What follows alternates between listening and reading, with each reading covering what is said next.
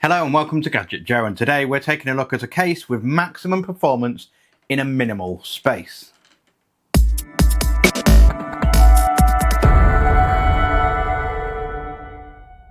Today we have a rather special new case in for review. This is one of Antec's very latest offerings on the market, and it promises some very bold features for a product that is effectively very small. It's no secret now that Antec have been smashing it in the case market these last couple of years, with their latest offerings not only being some of the most impressive visually, but also very impressive with functionality too. In fact, Antec have always been big on maximising airflow for your system. Even the glass panel cases that they do have customised layouts to ensure the maximum airflow possible. And with the case that we have here, they followed that path very strictly. What we have here is what is known as the Antec P1M, or P1M for short. And it's a small form factor PC, or SFFPC for short. These are set to be around the £249 price mark when they're available, which is on the pricier side of things, especially considering there's no fans included for a price point. Although, with that said, it's actually pretty reasonable for a case of this build quality. This video is going to be a little bit different to the usual you would see here at Gadget Joe. What we're going to do is we're going to dissect the case and explore all the features, mounting options, customization options, and the build quality. We're also then going to be building a system in it and testing it in real life gaming or rendering tests to see how well it performs in different layouts. What I mean by different layouts is where the P1M starts to showcase its party trick. Antec have designed this case to have completely modular side panels, meaning that they offer different side panels to fit your aesthetic or performance. They have sent me the standard side panels that you see here, which feature this unique triangle mesh design across the entirety of it with a small solid bezel around it. We also have two additional panels, including one that is now a full glass panel with a bezel around it so that you can see right into your case to showcase your hardware and that red interior, that of which we will look upon shortly. And then finally, if you wish to have the best of both worlds, you have this split panel. The top half is a glass letterbox style window, and below that is a triangle mesh pattern we see across the entire theme of the case. They have also informed me that they are planning on producing more custom panels and other features such as upgraded fan mounts for additional fans or support for larger RGB fans.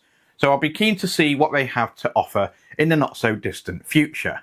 The question likely to be on people's minds now is how will airflow be impacted with those glass panels, and in this video I'm going to be testing that with different formats to see the temps and airflow of each setup to see just how different they are. Those familiar with small form factor cases know that the space inside is pretty limited anyway, so I'll be keen to see how the panels do affect the temperatures. More on that later, but for now let's take a look at the P1M in a little bit more detail.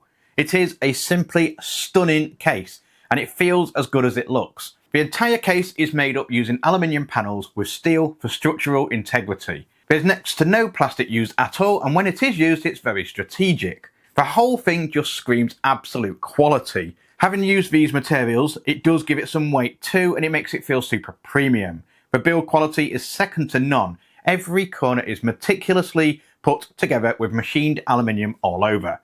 The front panel is also aluminium, but is a solid panel with some lines going down it. It does seem a strange choice not to possibly have this as a ventilation grille, as it could definitely benefit from it, and it wouldn't affect the aesthetic of the case at all. But then it still looks absolutely fantastic, and we will see if it has any effect on temps and airflow shortly. As far as I'm aware, it just comes in the one colour.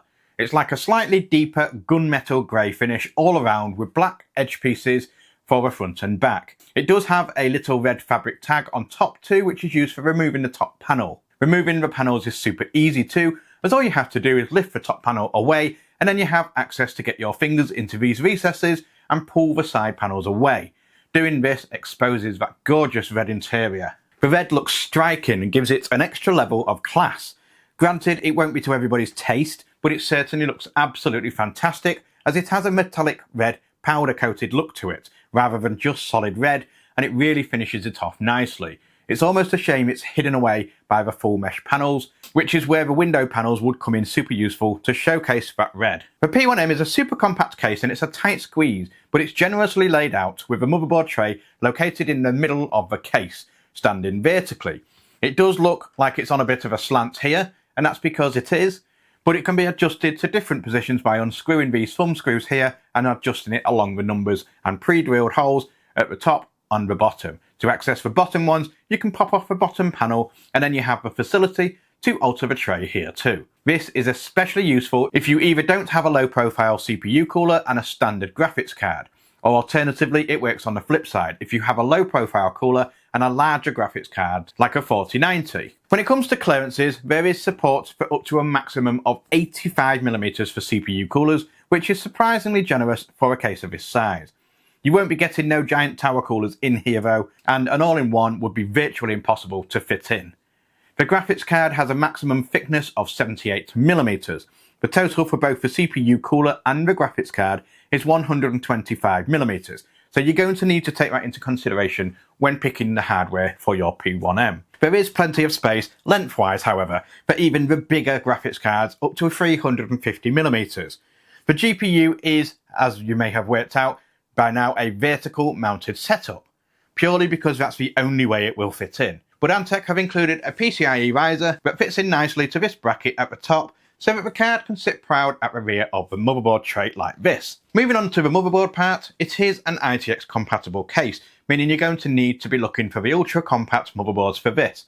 Bear in mind that while you can still get some impressive specs and latest gen hardware on an ITX board, it is going to be limited for the number of connections and obviously NVMe drive points, which is why Antec have managed to squeeze in an additional 2.5-inch drive tray on the backside of a front panel that can be removed by sliding it off, and the drive is held in place by some red Velcro straps to keep in with the theme of the case. The PSU is mounted completely within the case. Not like you would normally find it, it can be fixed into this bracket here, and then the power connector extension that is routed from the back panel to here can then be connected to your power supply.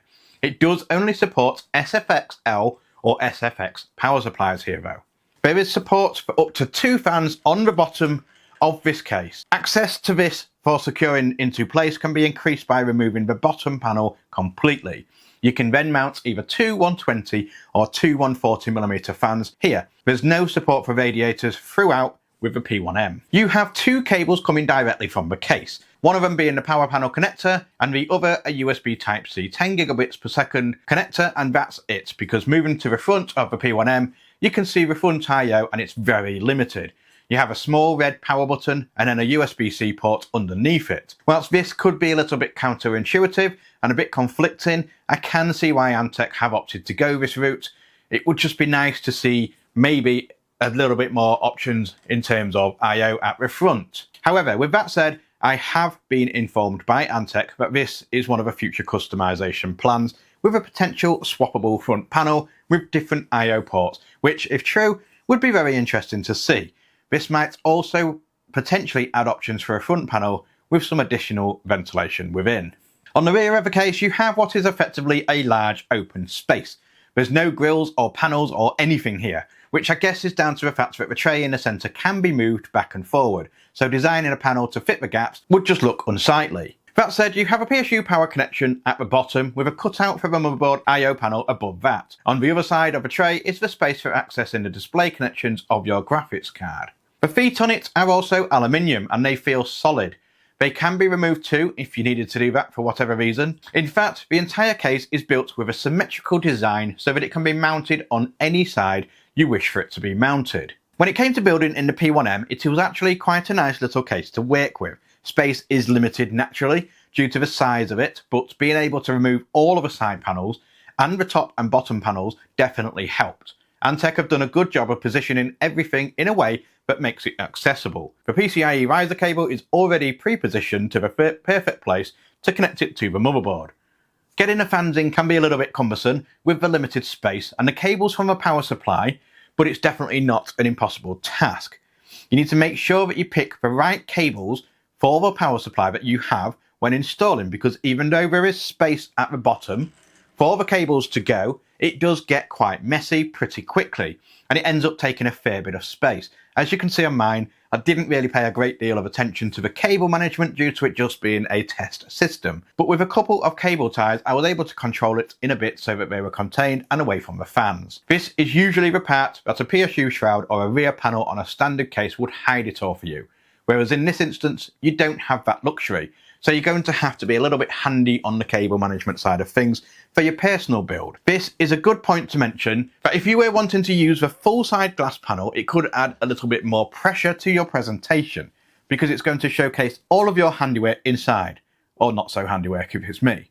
The split panel would probably be ideal here if you did wish to have a window panel on the motherboard side, as the bottom half is obviously this mesh and it will effectively hide all the cables, meaning that you can be a little bit more carefree with a full cabling system. With a full mesh panel, you can effectively just hide it almost completely, and then it'll just be your little secret.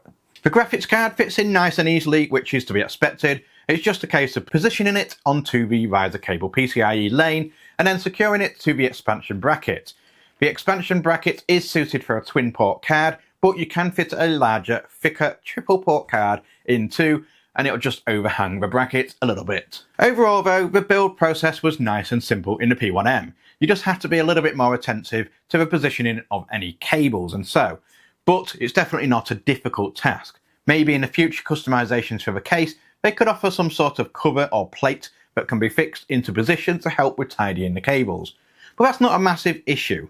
Having the cables facing downwards to the bottom means that you have to pay particular attention to ensuring that they are secured away from the fans, which are almost literally millimeters away, as the last thing you want to do is one of your fans having it spin up and then taking out your whole system by cutting a wire.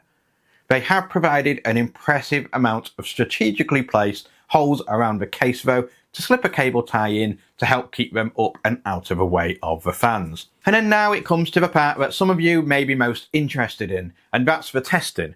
For the purpose of this test, I didn't focus entirely on performance as such. I'm ignoring things like FPS, max outputs, power delivery, etc., and focusing quite heavily on temperatures. This is a small form factor PC, and they are often touted for issues with airflow and keeping it cool. And Antec have made big promises with this case, stating that it's optimized for airflow, and I wanted to find out the results with the testing. I will be performing 6 different scenarios, all with the same system, all running the same 10 individual tests for each scenario, but each one having a different combination of the side panels. For some, it'll be just the mesh panels, then mesh and glass, then mesh and split panel, or just glass, and so on, to see how much these glass panels really do impact performance. I will be determining how the temps maintain themselves overall, just to see how effective the P1M is at keeping temperatures in line. The system I'm using for this isn't anything incredible either, but about online with what the average consumer sort of build would have to keep it more in line of reality. I'm using a Gigabyte Aorus B760i Pro ITX board with an i5-12400F, 32GB of DDR5 RAM, Western Digital Blue SN580, 1TB Gen 4 NVMe, a Lexar NQ100 240GB SSD, a Gigabyte RTX 3060 Vision OC 12GB, and a stock Intel Air Luminar low-profile cooler. I opted for an Intel stock cooler so that it doesn't have any unnecessary advantages of going for a high-end CPU cooler to give the best results for the purpose of this test. The SSD I just threw in there because it had a few games and benchmark suites already installed on it, plus I wanted to see how simple it was to install with the full system in there. I also used 2 of Antec's stunning Nova 120mm fans for airflow at the bottom. These are positioned to exhaust the air away from the case to assist in drawing the cold air into the case and then exhausting the warm air out of the bottom. So for the first test, I compared temps when the system was running at idle in a room temp room for 10 minutes. All scores are in Celsius degrees, and the blue bar represents the CPU and the red for the GPU, and this is the same across all tests. With both mesh panels on, the CPU sat at 28 degrees, the GPU at 38. Swapping the GPU side mesh panels for the full-length glass panel, we had similar scores of 28 for the CPU and a slightly raised 39 for the GPU. Replacing the full-length panel for the split panel, we had the same temps as previous. When we switched the mesh panel on the CPU side for the full-length glass panel, however, we noticed a 3-degree increase for the CPU and a slight drop to 37 on the GPU. Switching the full-length glass for the split panel brought the temps back down to 28 and 38 once again. And when we removed all the mesh panels and had just both the glass panels in place, we got a raised 29 degrees on the CPU and a 4-degree increase of 42 on the GPU. The next test was editing a 4K video on DaVinci Resolve for a timed 20 minutes test for each scenario, and the results were pretty similar here too. Both mesh panels gave a 33-degree CPU and 46-degree GPU temp. Adding the glass panels made a difference for the GPU temps, or at least it did for the full panel, taking it up to 49 degrees. The split panel remained at 46. Switch it around and the CPU temp started to climb a little bit when the full panel was on the CPU side, dropping a little with a split panel, and then finally having all glass panels brought the CPU temps up to 35 and the GPU hit a high of 50 degrees here. The results were already proven evident to see, and as a short disclaimer for the rest of these tests, the trend is pretty much the same with the mesh panel setup clearly offering the best results. The full glass panel automatically raises the temperature, not by a huge amount, but the difference is there. The split panel seems to yield some results closer to the mesh panel. So rather than confusing you with all the following tests, I'm going to show you the results of each test and highlight the significant results and outline any unusual temps too. And if you wish to look at the graphics in more detail, then feel free to pause them as I go. The natural progression from editing a 4K video was rendering that said video, and this is where the CPU starts to climb in temperature as it's utilised more. The GPU doesn't get used too much, so it remains a steady 52 to 55 degrees, peaking when the full glass panel is covering that side. The CPU temps remained lower when the mesh panels were in use, and the full panel yet again increased it to its highest of 55. Now I tried running a couple of games on the system to see how the temps would cope. First of all, we ran Fortnite on 4K high settings for 30 minutes, and once again, the results are in line with the trend. That full panel definitely does have an impact on the temperatures. A slightly more intensive game with Call of Duty 6 yielded almost identical results once again, albeit a little bit warmer this time for the CPU, but still, with that said, the P1M is doing a great job at keeping things cool throughout. Finally, I ran a couple of benchmarks in the form of Cinebench and 3D Mark to push the GPU and CPU higher.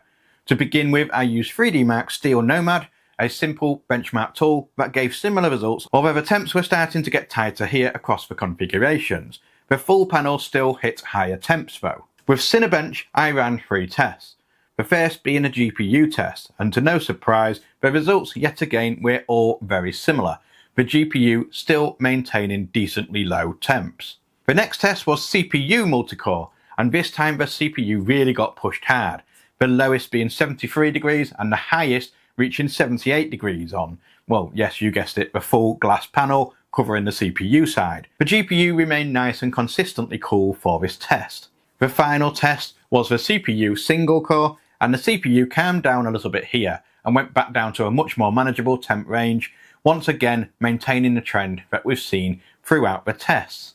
Just quickly too, I'm going to flash on the screens now the scores from all the tests performed by the 3D Mark and Cinebench tests for those that would be interested to see them. The results were very tight and fluctuated ever so slightly in line with a trend once again too, which is quite interesting to note. And that pretty much wraps up my testing for the P1M in various configurations. I know it's a little bit different to the usual sort of tests that you would see, but this pretty much confirmed what I suspected would happen with the introduction of these glass panels. The mesh panels are fantastic at providing plenty of space and area to draw lots of air into the case. The CPU cooler and the GPU fans both helping to draw the air in too, and then the fans pushing that warm air back out through the bottom.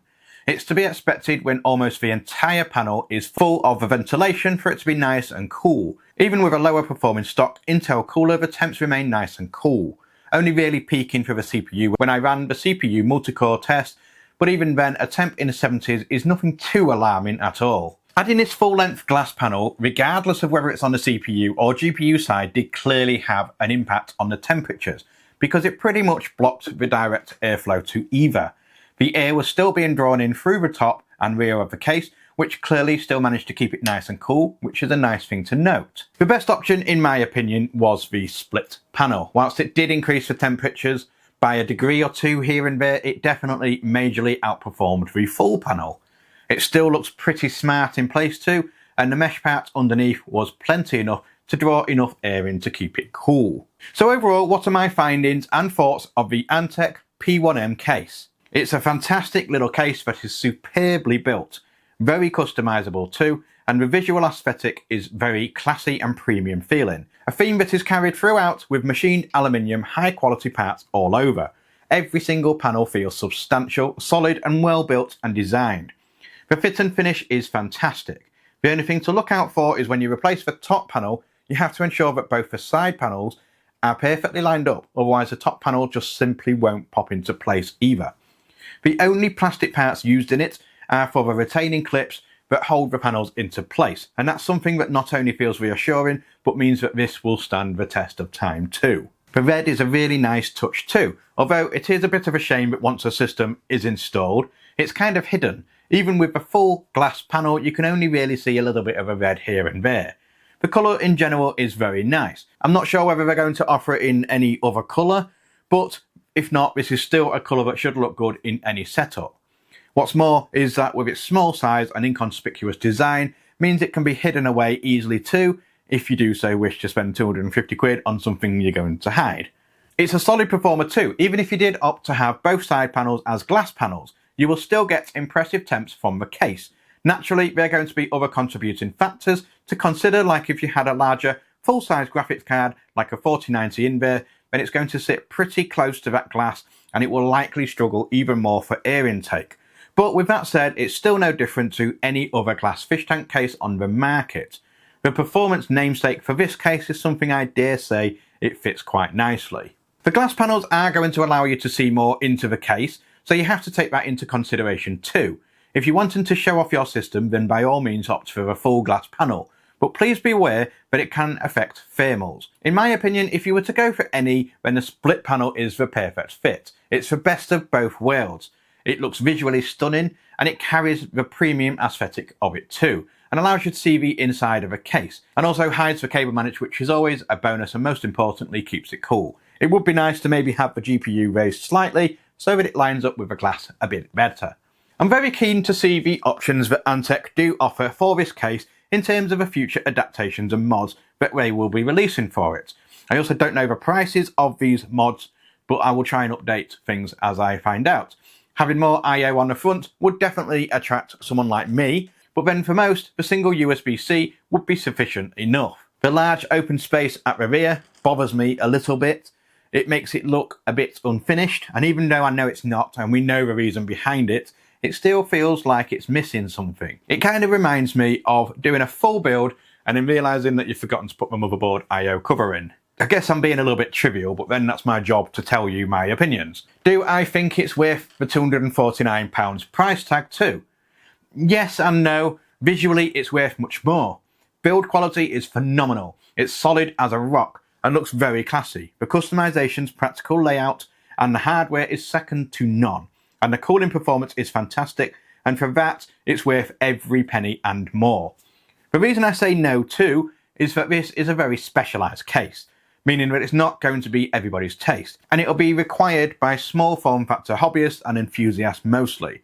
For the everyday PC users, it's probably way over the top, wildly impractical in terms of hardware limitations from the size.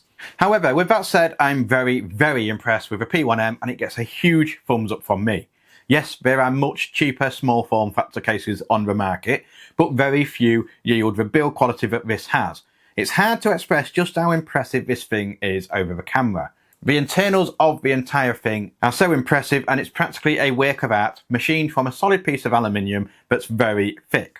The customization options and future add-on mods lined up for this mean that I'm happy to award this the small form factor case of the year 2024. Easily one of the most impressive cases I've worked on. Yes, there are much flashier cases, much more practical cases for the standard ATX format, but for the purpose that this case is built for, it's easily one of the best offerings on the market. And that wraps up my review, and as always I will leave a link in the description down below to grab one for yourself, or at least I will when it comes available. Whilst you're down there, don't forget to click like and subscribe for more like this, and I've been Gadget Joe. This has been the Antec P1M, and until next time, goodbye.